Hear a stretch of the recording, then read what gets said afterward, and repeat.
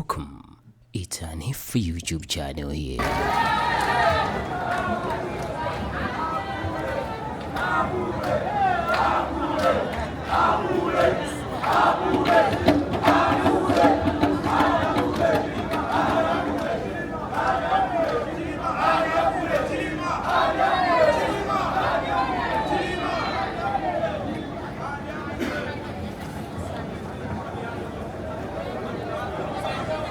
On 17 billion kwacha.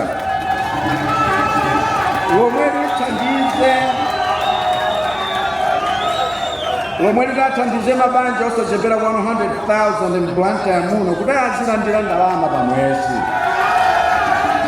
Koma mabanja amene muli ena amene ali ndi achinyamata nzeru ndipo nkofunika kuti malo ngati unipati imeneyo zikhala othandiza kuwapatsa kuthekera kochulukitsa ndalama yomwe akulandirayo.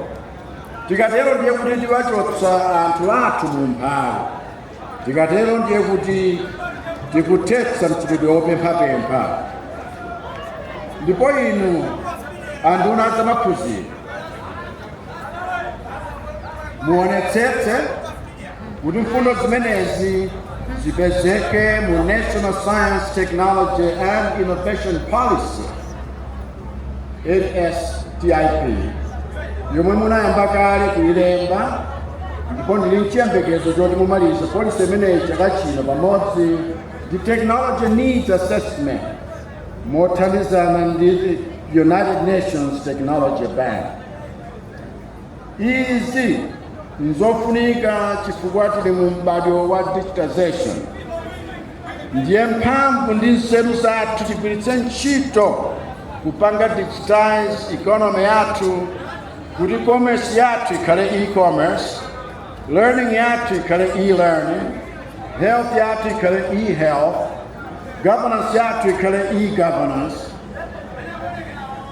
nkumawonjezera zinazo. Ndiye kuti pofunika kulimbikitsa zimenezi tiyambe pompanopa mwezi wamawa omwe uno.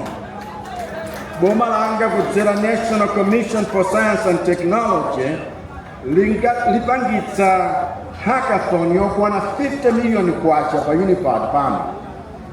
Ndipo hackathon imeneyo chaka chino ikhala yopanga design ma products opangira magetsi mosachepetsa mphamvu pa chizungu amati renewable energy technology.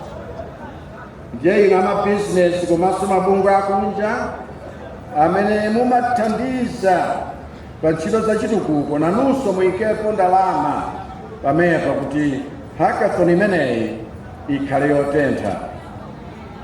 Nudziwa kuti pali ena mdziko muno akumafuna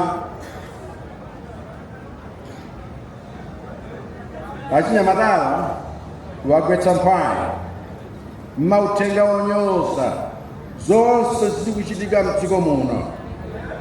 Koma zimene nakaona uku na anyamatawa, they don't have any crisis of confidence. Zimene nakaona uku na anyamatawa, they don't have that bug of Afro-pessimism. Diana oda kamalankhula iweso kwangwira pakamwa.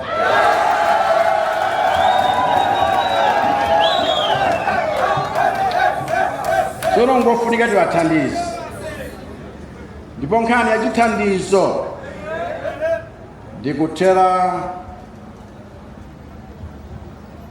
inu ikadali kwa anduna chonde anduna amaphunziro nokupatsani directly kuti mugwire ntchito ndi National Council for Higher Education chair ndi anduna finance kuti muunikirenso ma student loan ama university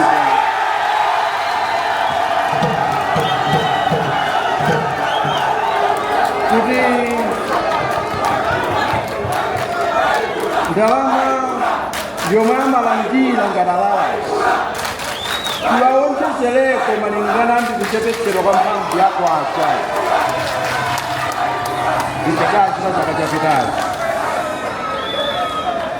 pamene achinyamata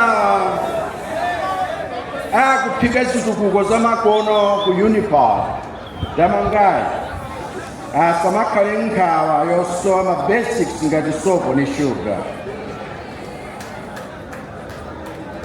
Tiyeni ndithu tiwasapote achinyamatawa chifukwa na amene adabweretse zitukuko zopanga zinthu tokha mdziko muno mkuthetsa mchitidwe wodalira zitukuko za mayiko ena. Komanso bwino wa achinyamatawa ngoti samalola kunamizidwa ndi anthu andale chifukwa iwowa amakhala ozitsata. Ndipo akamamva ena akunena kuti pamalawi palibenso chabwino, achinyamata m'mayunivesiti zimawapweteka chifukwa iwowa ndi amene akupanga zambiri zothandizira dziko lathu, koma m'malo mowapatsa sapoti amangokhalira kugwetsedwa ulesi. Ndiye inu nonse mukamakumana nawo amene akumanena kuti pamalawi palibe chabwino, awuzeni kuti ife tinalipo pomwe chakwera amatsekula Unipart ndipo tikuona kuti zabwino zija zikutheka.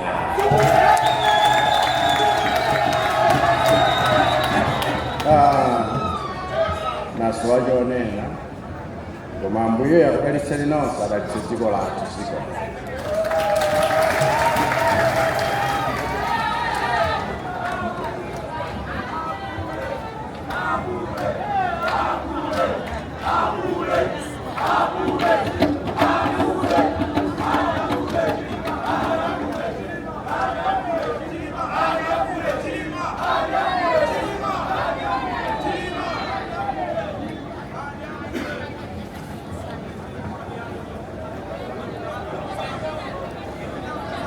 Thank you so much, Your Excellency. I